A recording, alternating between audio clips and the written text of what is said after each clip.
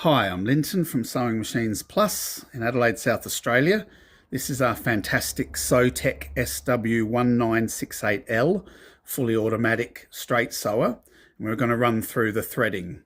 So we've come from our thread telescope at the back of the table, and in this case we're using a light standard sewing thread. The customer this is set up for is going to be using two different gauges of thread. And so what we're going to do with the light threads, we've set the tensions up to only go through one hole here in the top. When the customer changes to the heavy thread, they will go through all three. So from right to left, over, from right to left, over, and from right to left again. And that should add enough tension to their heavier thread to not have to play with the tensions themselves. So for now, with the lightweight thread, we're just going through one hole. We then come to our next tension unit, from right to left, around, and from right to left, over our tension unit and between the discs. This top tension unit is only for the tail length. So when the machine trims, it's how long the tail is that's left after the trimming. For example, using a thin monofilament thread, this would be bypassed altogether or very loose, because monofilament thread pulls out when it trims. It's very elastic, and so because it's elastic, it pulls out of the needle. So some threads you need to regulate the length of the tail to make sure you get the right length tail. So we've gone through from right to left, over and through the discs and down through this eyelet. Now our normal tension unit, again between the discs. I always thread using two hands, so I hold the top, pinch it while I pull the threads into the discs. That way I know it's threaded tightly in that tension unit. We now go behind the check spring, under the guide, and check that our check spring is working. Seeing a little bit of movement there in the check spring. Behind this guide on the right, through our take-up lever,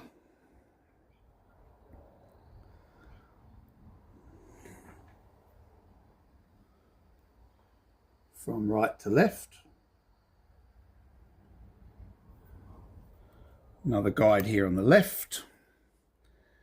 Through our clamp or nipper.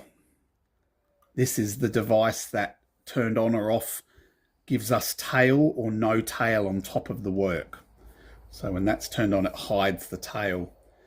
We then come down behind the one guide above the needle clamp, through the eyelet above the needle, and we thread it from left to right. Just going to get the threads behind this little finger guard. The customer is welcome to remove the finger guard if they find it gets in their way, and thread from right to left. So just a quick look at that. We've gone through one hole, or three if it's a thick thread, through the two holes here, between the discs, eyelet, between the discs, over the check spring, under the guide, take up lever,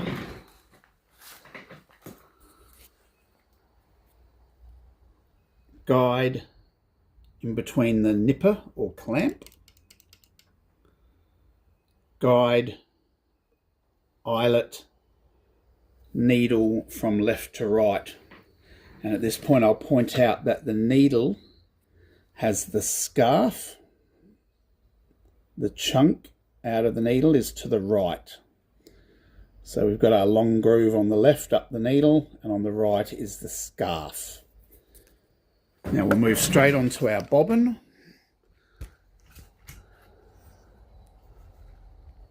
Let's set this camera up. So I'm just going to reach underneath the table and grab the thread, grab the bobbin case by the catch.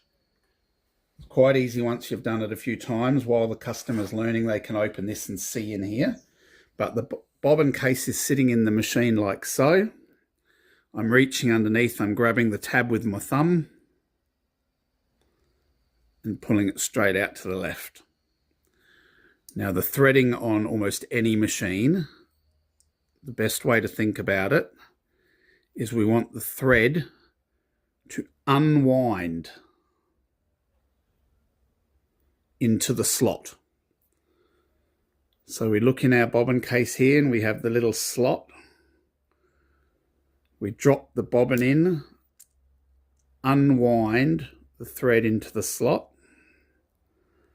The thread then, sorry, let's do that again on screen. Drop the bobbin in so we can see the slot there. Unwinds into the slot. Under the little check spring. And when I put that back in the machine, I hold the thread and the tab together. That way the bobbin doesn't fall out when the tab is open. And that just pushes in from left to right. Now the way we check our tension is the weight of the bobbin case. So with a full bobbin, we want to be able to just shake it so it just starts to slip down, but catches itself under its own weight.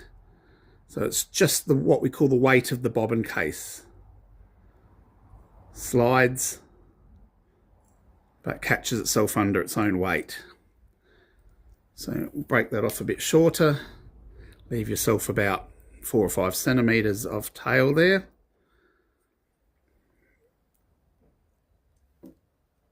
And underneath, clicks in onto the hook. And that's the way we go. Now, when we start sewing, we will always hold our threads back like any machine if we've got a thread free, like so. We've done a lot of sew testing already. And that's ready to start. With the trimming function turned on, we don't have to hold the threads when we start sewing. It's got the tail here. You can see it's about 4 centimeters long. If I increase this, it'll make a shorter tail. But we don't need to hold our threads. Now you'll see that the clamping function is turned off, so we're getting tails every time we start sewing. And if we turn the clamping function on the machine, which is this empty circle, now shows you a little clamp image. And with the clamping function turned on, it will bury our tail every time we start sewing. So that's the threading of the SewTech SW-1968-L.